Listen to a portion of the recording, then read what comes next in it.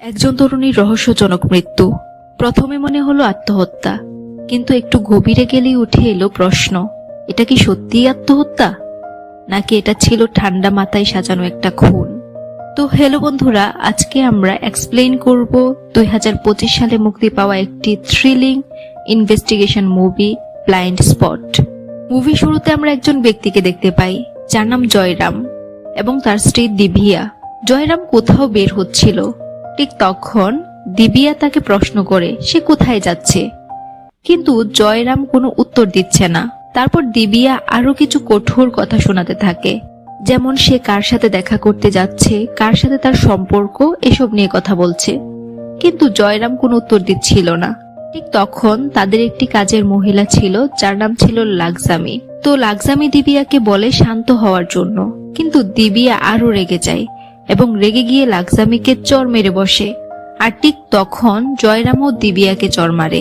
দিবিয়া খুবই কষ্ট পায়, কারণ একজন কাজের মহিলাকে মারার জন্য তার স্বামী তাকে আঘাত করলো। তাই সে উপরের রুমে গিয়ে দরজা আটকিয়ে দেয়। পরের দৃশ্যে আমরা দেখতে পাই দিবিয়ার বাচ্চা কান্না করছে, তাই লাকজামি তাকে কুলে নিয়ে উপরে যায় এবং দিবিয়ার রুমে অনেকক্ষণ ডাকাডাকির পরেও যখন সে দরজা খুলছে না, তাই লাকজামি দরজা খুলে ভিতরে ঢুকে আর দেখতে পায় দিবিয়া সুইসাইড করেছে। তাই সে তাৎক্ষণিক পুলিশকে কল দেয়। আর তখন আমরা গোয়েন্দা অফিসার বিক্রমকে দেখতে পাই, তার সাথে একজন কনস্টেবল ছিল যার নাম রামবাবু। বিক্রম জায়গাটা পর্যবেক্ষণ করে বুঝতে পারে দিবিয়া আত্মহত্যা করেনি, বরং তাকে খুন করা হয়েছে। তারপর লাকজামিকে জিজ্ঞেস করে সে কোথায় ছিল। তখন লাকজামি উত্তর দেয় সে রান্না করছিল। বাচ্চা কান্না করছে বিদায় সে দিবিয়ার রুমে আসে আর তাকে মৃত অবস্থায় দেখতে পায়। তখন বিক্রম জিজ্ঞেস করে দিবিয়ার হাজবেন্ড কোথায়। তখন লাকজামি উত্তর দেয় তার হাজবেন্ড জয়রাম এবং সে আজকে মুম্বাই যাবে, তাই এয়ারপোর্টে গিয়েছে। তখন বিক্রম রামবাবুকে বলে এয়ারপোর্টের পুলিশকে কল দিয়ে বলার জন্য যেন জয়রামকে ইমিডিয়েটলি বাসায় নিয়ে আসে। তারপর বিক্রম রুমটি আরো ভালোভাবে সার্চ করার পর ফ্লোরের মধ্যে একটি কাছের ছোট বল দেখতে পায়। তারপর বিক্রম লাকজামিকে জিজ্ঞেস করে জয়রামের কোনো আত্মীয় আছে কিনা। উত্তরে সে বলে আদিত্য নামে জয়রামের একটি ছোট ভাই রয়েছে। তখন বিক্রম আদিত্যর নাম্বারটা নিয়ে তাকে কল দেয় এবং এখানে আসতে বলে। তো সে আসার পর বিক্রম জানতে পারে আদিত্য NIA মানে ন্যাশনাল ইনভেস্টিগেশন এজেন্সিতে কাজ করে। তারপর বিক্রম আদিত্যকে বলে দিবিয়া সুইসাইড করেনি, তাকে হত্যা করা হয়েছে, কারণ সুইসাইড করলে তার রক্ত সঞ্চালন বন্ধ হয়ে যেত এবং তার চেহারা কালো হয়ে যেত, কিন্তু চেহারা স্বাভাবিক রয়েছে এবং দিবিয়ার পায়ে একটি কত চিহ্ন রয়েছে। তো সে যদি এই টুলের উপর দাঁড়াতো তাহলে অবশ্যই সেখানে রক্তের দাগ থাকতো, কিন্তু টুলে কোনো রক্তের দাগ নেই। কেউ যদি সুইসাইড করতে চায় তাহলে উড়না অথবা স্কার্ফ দিয়ে সুইসাইড করতে পারে, কিন্তু দড়ির দরকার হয় না। আর দিবিয়ার ঘাড়ের ক্ষত চিহ্নের দিকে তাকালে স্পষ্ট বোঝা যায় কেউ তার উপর আক্রমণ করেছে। তো এই সব কিছু দেখে বোঝাই যাচ্ছে দিবিয়াকে কেউ হত্যা করেছে। তারপর লাকজামি হঠাৎ করে বলে ওঠে জয়রাম স্যার একবার বাসায় এসেছিল। তখন সবাই একটু সন্দেহের দৃষ্টিতে তাকায়, কারণ জয়রাম হয়তো দিবিয়াকে মেরে আত্মহত্যার নাটক সাজাচ্ছে। তো এর কিছুক্ষণ পর জয়রাম বাসায় আসলে বিক্রম তাকেও জানায় তার স্ত্রী খুন হয়েছে এবং সেটাকে খুনি আত্মহত্যা হিসেবে দেখাচ্ছে। তখন বিক্রম জয়রামকে জিজ্ঞেস করে গতকাল রাত 8টা থেকে 2টো পর্যন্ত আপনি কোথায় ছিলেন। উত্তরে জয়রাম বলে সে এয়ারপোর্টে ছিল। তখন বিক্রম লাকজামিকে জিজ্ঞেস করে জয়রাম কি সত্যি বলছে কিনা। তখন লাকজামি বলে সে বাসায় একবার এসেছিল, কিন্তু আমি তাকে বাসা থেকে বের হতে দেখিনি। তখন বিক্রম জয়রামের দিকে তাকালে জয়রাম বলে আমি গুরুত্বপূর্ণ কিছু ডকুমেন্ট ফেলে গিয়েছিলাম, তাই সেগুলো নিতে এসেছিলাম, কিন্তু ডকুমেন্টগুলো নিয়ে আমি বের হয়ে পড়েছিলাম। এই হত্যার বিষয়ে আমি কিছুই জানি না। তারপর বাড়িতে যেহেতু সিসি ক্যামেরা ছিল, তাই তারা সিসিটিভি চেক করে দেখে জয়রাম সত্যি বলছে সে বাসায় এসেছিল, কিন্তু ডকুমেন্টগুলো নিয়ে 2 মিনিটের মধ্যেই বের হয়ে পড়েছিল। অতএব 2 মিনিটে খুন করা সম্ভব না। তারপর বিক্রম লাকজামিকে জিজ্ঞেস করে তুমি লাশটি কয়টার সময় দেখেছো। উত্তরে লাকজামি বলে রাত 2টোর সময়। তখন বিক্রম ফোন চেক করে দেখতে পায় লাক্সামি তাকে 2টা 5 মিনিটে কল দিয়েছিল। তাই বিক্রম লাক্সামিকে জিজ্ঞেস করে, আমাকে কল দেওয়ার আগে তুমি কার কাছে কল দিয়েছো? উত্তরে লাক্সামি বলে, আপনাকেই প্রথম কল দিয়েছি। কিন্তু বিক্রম বিশ্বাস করে না। সে বলে, নিশ্চয়ই তুমি প্রথমে তার কোনো আত্মীয়কে কল দিয়েছো এবং তারপর পুলিশকে জানিয়েছো। কিন্তু লাক্সামি কিছুতেই স্বীকার করছিল না। তো তারপর বিক্রম তাকে ভয় দেখানোর পর লাক্সামি সত্যিটা বলে। সে প্রথমে জয়রামকে কল দিয়েছিল এবং ঘটনাটি তাকে জানানোর পর জয়রাম বলেছিল পুলিশকে কল দেওয়ার জন্য এবং তার সাথে যে কথা হয়েছে সেটা না বলার জন্য, কারণ কিছুক্ষণ আগেই তো দিবিয়ার সাথে তার ঝগড়া হয়েছিল। আর এই কারণে যদি সে সুইসাইড করে তাহলে সম্পূর্ণ দায়ভার তার উপরেই পড়বে। তো লাক্সামি কান্না করে বলে সে শুধু তার মালিকের আদেশ পালন করেছে। বিক্রম বলে, তুমি শুধু তোমার মালিককে বাঁচাতে এত বড় রিস্ক নিতে পারো না। নিশ্চয় তোমাদের মধ্যে ইল্লিগেল কোনো রিলেশন রয়েছে এবং সেজন্যই জয়রামকে বাঁচাতে মিথ্যা বলছো, কারণ দিবিয়া মারা গেলে তোমাদের রাস্তা ক্লিয়ার হয়ে যাবে। তো এটা শুনে জয়রাম এবং লাক্সামি দুজনেই অস্বীকার করে যে তাদের মধ্যে কোনো সম্পর্ক নেই। লাক্সামি দীর্ঘদিন যাবৎ এই বাড়িতে কাজ করছে আর সেজন্যই সে জয়রামের কথা শুনেছে। তারপর বিক্রম জয়রামের একটি ফ্যামিলি ফটো দেখতে পায় এবং জানতে পারে জয়রামের প্রথম স্ত্রী যে কিনা ক্যান্সারে মারা গিয়েছে এবং তার একটি ছেলে আছে যার নাম বিনোদ। তারপর বিক্রম বিনোদের কাছে যায় এবং সে বুঝতে পারে বিনোদ তার মা মারা যাওয়ার পর সে ডিপ্রেশনে ভুগছে এবং কারোর সাথে কথা বলে না, একা একা থাকে। তো বিক্রম দেখতে পায় বিনোদ বসে বসে তার মায়ের ছবি আঁকছে। তখন বিক্রম বিনোদকে বলে, তোমার মা খুবই ভালো ছিল এবং সে সব সময় তোমার কথা বলতো। তো বিক্রমের কাছে তার মায়ের কথা শুনে বিনোদ অনেকটা স্বাভাবিক হয় এবং বিনোদও বিক্রমের সাথে কথা বলতে থাকে। তখন বিক্রম বিনোদকে জিজ্ঞেস করে, তুমি প্রতিদিন কয়টা বাজে ঘুমাও? উত্তরে বিনোদ বলে 10:30টায়। বিক্রম আবার জিজ্ঞেস করে, আজকে কয়টায় ঘুমিয়েছো বিনোদ? বিনোদ বলে 10:32। তারপর বিক্রম বলে, তাহলে তুমি ঘুম থেকে উঠে পড়লে কেন? বিনোদ কোনো কথা বলে না। বিক্রম আবার জিজ্ঞেস করে, তোমাকে কি কেউ বিরক্ত করেছে? বিনোদ উত্তর দেয়, সে ঘুমিয়ে পড়েছিল, কিন্তু 10:50 তার ঘুম ভেঙে যায় নিচে বাচ্চার কান্নার আওয়াজে এবং সে বাচ্চার কাছে গিয়ে দেখে সেখানে কেউ নেই। তাই সে আবার রুমে চলে আসে। এরপর সে আর ঘুমোতে পারেনি। তারপর বিক্রম লাক্সামিকে জিজ্ঞেস করে, তুমি না সারা রাত এখানেই ছিলে, তাহলে বিনোদ কেন তোমাকে নিচে দেখতে পায়নি? তুমি কি মিথ্যা বলেছ? তাহলে কি খুনটি তুমিই করেছো? লাক্সামি ভয় পেয়ে বলে, বাড়িতে মনসা নামে তার একটি মেয়ে রয়েছে এবং বাড়িটা যেহেতু কাছেই ছিল তাই সে কাজের ফাঁকে বাড়িতে মেয়েকে দেখে আসে সে নিরাপদে আছে কিনা। তখন বিক্রম লাক্সামির মেয়ে মনসাকে এখানে নিয়ে আসে এবং জিজ্ঞেস করে তার মা তার কাছে গিয়েছিল কিনা। উত্তরে মেয়েটি বলে গিয়েছিল। পরের দৃশ্যে আমরা দেখতে পাই বিক্রম মেয়েটিকে সরাসরি বলছে, তোমার কি মনে হয় এই খুনটি তোমার মা করেছে? উত্তরে মেয়েটি বলে, আমার মা কখনোই এই কাজ করতে পারে না। তখন বিক্রম বলে, তাহলে তুমি কেন খুনটি করেছো? এটা শুনে ওখানে উপস্থিত সবাই অবাক হয়ে যায়। আদিত্য জিজ্ঞেস করে, আপনি কি পাগল হয়ে গিয়েছেন? এই বাচ্চা মেয়ে কিভাবে খুন করবে? তখন বিক্রম বলে, আমরা তদন্তের স্বার্থে অনেক সময় ছোট ছোট বিষয়গুলো এড়িয়ে যাই, কিন্তু এই ছোট বিষয়গুলোর মধ্যেও খুনের বিভিন্ন প্রমাণ থাকতে পারে। যেমন হতে পারে সেটা হাতের ছাপ, আঙ্গুলের ছাপ অথবা কানের দুলের এক টুকরো ছোট পাথর। এবং এই কথা বলে বিক্রম তার পকেট থেকে সেই ছোট পাথরটি বের করে এবং দেখতে পায় মনসার কানের দুলের সেই পাথরটির সাথে হুবহু মিলে যায়। বিক্রম মনসার ঘাড়ে সেই ক্ষত চিহ্নটিও দেখতে পায় যেটি দিবিয়ার ঘাড়ে দিয়েছিল এবং বিক্রম মনসার হাতের নখের ভেতর থেকে চামড়া বের করে এবং বলে, ফরেন্সিকে পাঠালে হয়তো দেখা যাবে এটি দিবিয়ার চামড়া। তখন আর কারো বুঝতে বাকি রইল না যে খুনটি মনসাই করেছে। তারপর বিক্রম লাক্সামিকে বলে, নিজের সন্তানকে বাঁচানোর জন্য যে কোনো মা তার সর্বোচ্চ চেষ্টা করবে। আর মনসাকে বলে, তুমি জেলে গেলে হয়তো কয়েক বছরের মধ্যেই বের হয়ে যেতে পারবে, কারণ তোমার বয়স কম এজন্য।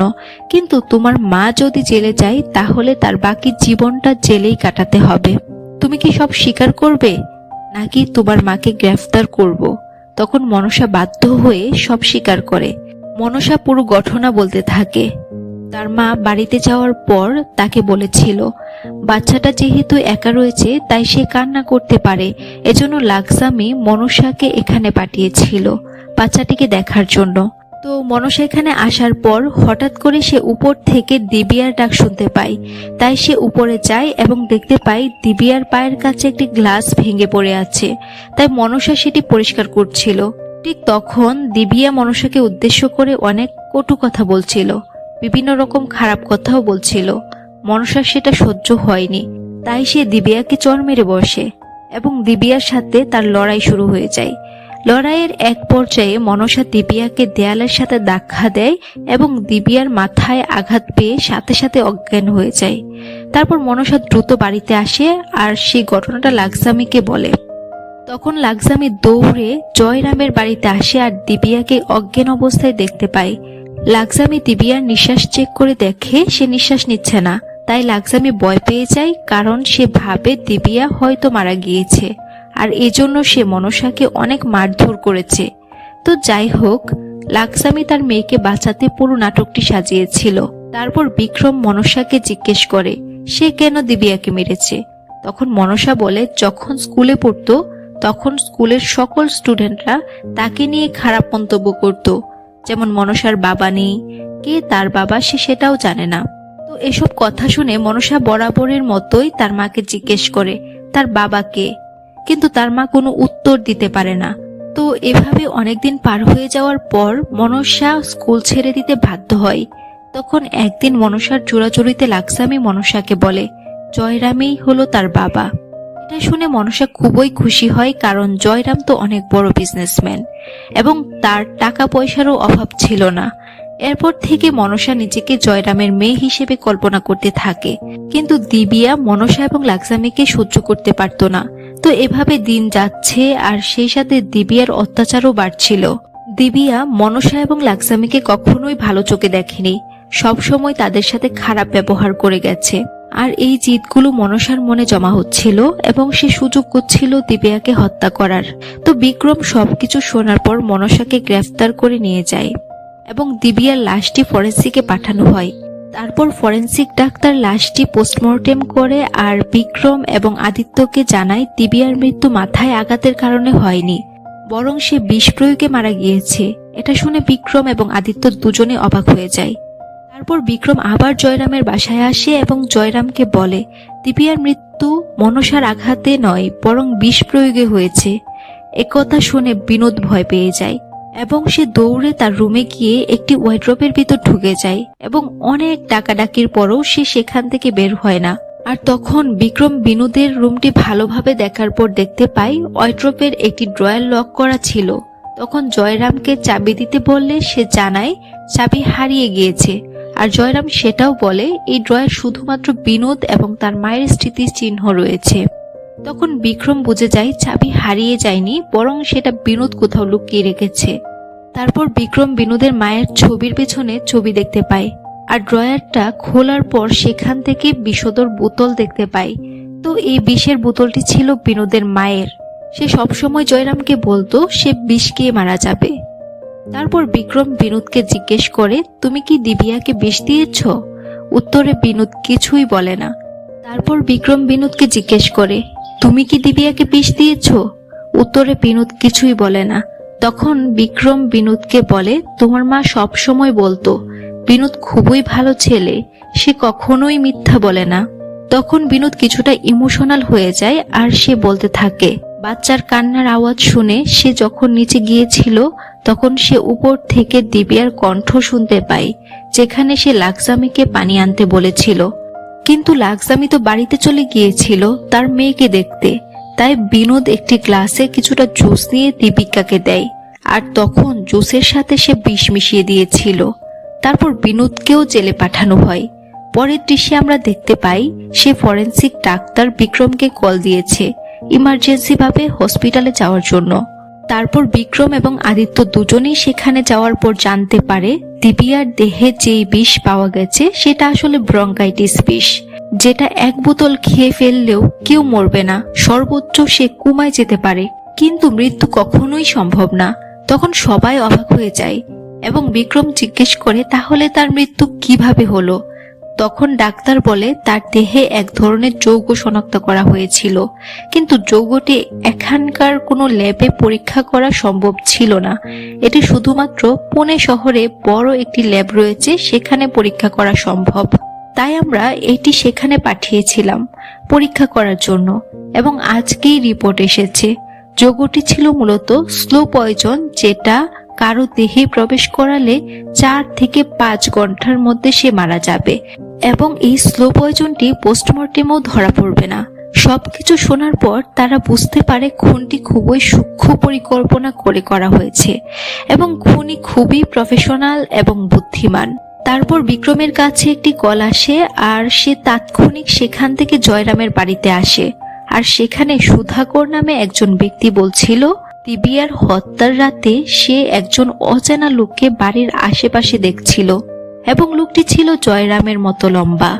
তারপর বিক্রম জিজ্ঞেস করে চেহারা দেখা গিয়েছে কিনা। তখন সুধাকর না করে, কারণ অচেনা লোকটি হুডি পরা ছিল। তারপর সুধাকর বলে তার বাসায় সিসি ক্যামেরা রয়েছে। তখন বিক্রম সেই সিসিটিভি ফুটেজ চেক করে দেখতে পায় একজন অচেনা হুডি পরা লোক দিবিয়ার রুমে ঢুকে আর কিছুক্ষণ পর বের হয়ে আসে। ধীরে ধীরে মামলাটি আরো জটিল হয়ে যাচ্ছিল, তাই বিক্রম সবাইকে শহরের বাহিরে যেতে নিষেধ করে। এরপর টানা কয়েকদিন বিক্রম আদিত্য এবং জয়রামকে ফলো করে, কিন্তু ফলো করেও তাদের মধ্যে তেমন কোনো ক্লু পায়নি। শেষ পর্যন্ত বিক্রম খুবই হতাশ হয়ে যায়। তারপর হঠাৎ একদিন ডাক্তার বিক্রমকে কল দেয়, আর হসপিটালে যাওয়ার পর বিক্রম দেখতে পায় তাদের যে এভিডেন্স রাখার রুমটি রয়েছে সেখানে প্রমাণ নষ্ট করার জন্য কেউ ইচ্ছে করে আগুন ধরিয়ে দিয়েছে এবং সব প্রমাণ পুড়িয়ে ফেলেছে। এটা দেখে বিক্রম আরো হতাশ হয়ে যায়। তারপর রুমটি ভালোভাবে সার্চ করার পর সেখানে আদিত্যের একটি ছবি দেখতে পায়, আর বিক্রম বুঝে যায় প্রমাণগুলো আদিত্যই পুড়িয়ে দিয়েছে। তারপর বিক্রম আদিত্যের বাসায় যায় তাকে ধরার জন্য, আর সেখানে যাওয়ার পর তাদের মধ্যে দুর্দান্ত একটি ফাইট হয়। ফাইনালি আদিত্য বিক্রমকে হারিয়ে ফেলে এবং তাকে একটি চেয়ারের সাথে বেঁধে রাখে। তো এই গল্পের আসল রহস্যটি রিভিল হয় তখন। বিক্রম আদিত্যকে বলতে থাকে দিবিয়ার মতো তুমি আমাকেও মেরে ফেলবে। উত্তরে আদিত্য বলে দিবিয়াকে আমি মারিনি, বরং তুমি নিজেই তাকে হত্যা করেছ। তখন ফ্ল্যাশব্যাকে আমরা দেখতে পাই সেই হুডি পরা লোকটি ছিল মূলত বিক্রমেই। আদিত্য পুরো ঘটনা বলতে থাকে, আমি প্রথমে ভেবেছিলাম বাড়ির কেউ হয়তো দিবিয়াকে খুন করেছে, কিন্তু যখন সিসিটিভি ফুটেজ দেখলাম তখন বুঝে যায় বাইরের কেউ দিবিয়াকে হত্যা করেছে, যার সাথে দিবিয়ার কোনো সম্পর্ক রয়েছে। তারপর দিবিয়ার ডিটেলস চেক করার জন্য তার বাড়িতে গেলাম, আর সেখানে একটি চিঠি পেলাম যেটার শেষে বিক্রম লেখা ছিল।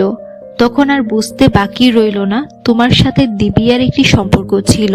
তখন তোমার প্রতিটি পদক্ষেপ ফলো করছিলাম, আর দেখতে পাই তুমি ঘড়ির দোকানে গিয়েছো। তখন আমার একটা কথা মনে পড়ে যায়, হত্যার রাতে তোমার হাতে ঘড়ি থাকা সত্ত্বেও তুমি সময় দেখছিলে দেয়াল ঘড়িতে, আর তোমার ঘড়িতে শেষ সময় ছিল 10:15। আর দিবিয়া মারা গেছে রাত 2টোর সময়, মাঝখানে 4 ঘন্টার ব্যবধান। যাই হোক, আমি ঘড়ির দোকানে গিয়ে জিজ্ঞেস করলাম বিক্রম এখানে কেন এসেছে। তখন দোকানদার বলল ঘড়ির ক্রাউন লাগাতে এসেছে। তখন আদিত্য তার পকেট থেকে একটি ক্রাউন বের করে বিক্রমকে দেখায় এবং বলে সবাই ক্রাউন ব্যবহার করে সময় বদলাতে, আর তোমার মতো জিনিয়াস যারা তারা এটি খুন করতে ব্যবহার করে। বিক্রম ক্রাউনের কথা জিজ্ঞেস করতে আদিত্য বলে খুনি যেখানে ঘোরাফেরা করছিল সেই জায়গাটা অনুসন্ধান করে এই ক্রাউনটি পেয়েছি, আর এখানে তোমার ফিঙ্গারপ্রিন্ট রয়েছে, আর ক্রাউনের মধ্যে যে রক্ত লেগেছিল সেটা দিবিয়ার ছিল। আর এখন বর্তমানে বড় দোকানগুলো তাদের কাস্টমারদের ডিটেলস রেখে দেয়। তো তুমি যে দোকান থেকে এটি কিনেছো সেখানকার ইনভয়েসে তোমার নাম লেখা। সবকিছু তোমার পরিকল্পনা অনুযায়ী হচ্ছিল, কিন্তু প্রথমেই তুমি যখন দিবিয়ার লাশটি ঝুলন্ত অবস্থায় দেখেছিলে তখন তুমি অবাক হয়েছিলে, কারণ দিবিয়ার লাশটি বিছানায় থাকার কথা ছিল। কিন্তু তুমি যখন দেখলে লাশ ফ্যানের সাথে ঝুলানো ছিল তখন ভাবছিলে এটার পেছনে অন্য কারো হাত রয়েছে। আর যখন তুমি শুনলে আমি এনআইএতে রয়েছি তখন তোমার পরিকল্পনা সব নষ্ট হয়ে যায়, কারণ তোমার প্রতিটি পদক্ষেপে আমি বাধা দিয়েছি। তাই শেষ পর্যন্ত তুমি আমাকে ফাঁসিয়ে দিতে চাইছিলে, কিন্তু দুর্ভাগ্য তুমি উল্টো আমার ট্রেপেই পা দিলে। তো যাই হোক, তোমার খেলা এখানেই শেষ। এখন বলো, কেন তুমি দিব্যাকে হত্যা করলে? তখন বিক্রম বলে, জানো আদিত্য, সবাই বলে জীবন সুন্দর, কিন্তু আমার ক্ষেত্রে সেটা মিথ্যা। কারণ আমার মতো অনাদরে বড় হওয়া মানুষের কাছে জীবন এমন এক দৌড় যেখানে আমরা কেন দৌড়াচ্ছি তাই জানি না। আমি তাদেরই একজন। বুঝতে পারলাম শিক্ষায় আমাকে আলোর পথ দেখাতে পারে। তাই যাই হয়ে যাক, পড়াশোনা কখনোই ছাড়িনি। আমার সম্পূর্ণ শৈশব অন্ধকারে কেটেছে। আর ঠিক তখনই দিব্যা আমার জীবনে এলো। এরপর কিছুদিন পর আমার পুলিশে চাকরি হলো। ডিপার্টমেন্টে আমার দক্ষতা দেখে আমার একজন সিনিয়র অফিসার তার মেয়ের সাথে আমার বিয়ের কথা বলে এবং সেই সাথে আমার প্রমোশনের ব্যবস্থাও করবে। তাই আমি নিজের ভালোবাসা দিব্যাকে ভুলে সে তাকে বিয়ে করে ফেলি। কিন্তু আমার নিজের মধ্যে দিব্যার জন্য সবসময় একটি অপরাধ বোধ কাজ করত। কিছুদিন পর আমার কাছে হঠাৎ একদিন কল আসে, আর কণ্ঠ শুনে বুঝতে পারি দিব্যা কল দিয়েছে। এরপর থেকে রেগুলার দিব্যা কল দিত আর আমাকে হুমকি দিত, যদি তাকে না নিয়ে যাই তাহলে সে মিডিয়ার সামনে সব প্রকাশ করে দিবে, আর তখন আমি আমার কেরিয়ার, সম্মান সবকিছু হারাবো। তাই কি করব বুঝতে পারছিলাম না। শেষ পর্যন্ত সিদ্ধান্ত নিলাম দিব্যাকে মেরে সব কষ্ট থেকে তাকে মুক্ত করে দিব। আর এজন্য ওই দিন রাতে দিব্যার রুমে গিয়ে ঘড়ির ক্রাউনের সাথে স্লো পয়জন মিশিয়ে দিব্যার ঘাড়ে পুশ করে দিই। দিব্যা যখন মারা যাবে তখন সে হঠাৎ বলে ওঠে, আমাদের ছেলেকে একবার দেখে যাবে না? তার মানে মুভির শুরুতে আমরা যে বাচ্চাটিকে দেখেছিলাম সে আসলে জয়রামের বাচ্চা ছিল না, সেটা ছিল বিক্রমের ছেলে, যেটা বিক্রম নিজেও জানতো না। এরপর বিক্রম শেষবারের মতো তার বাচ্চাকে দেখে আর বলতে থাকে, যেই কষ্ট থেকে মুক্তি পেতে চেয়েছি সেই কষ্টই বহুগুণে ফিরে এসেছে ছেলের রূপে। আর মুভিটি এখানেই শেষ হয়। তো বন্ধুরা, মুভিটি কেমন লাগলো অবশ্যই কমেন্টে জানাবে, আর চ্যানেলটি সাবস্ক্রাইব করে পাশে থাকবে। ধন্যবাদ।